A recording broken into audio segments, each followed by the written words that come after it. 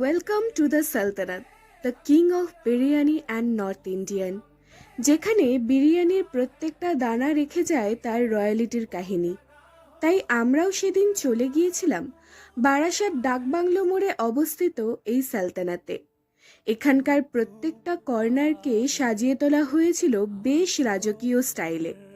আর এখানে আমরা ট্রাই করেছিলাম 1 প্লেট মাটন বটি কাবাব, যার টেস্টের সাথে সাথে ডেকোরেশনও ছিল ভীষণ সুন্দর।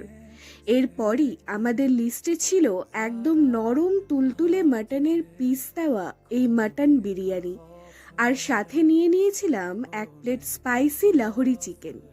যদিও এরপর ডেজার্ট ট্রাই করার ইচ্ছে থাকলেও পেটে জায়গা না থাকায় সেটা স্কিপ করেই আসতে হয়েছিল আমাদের।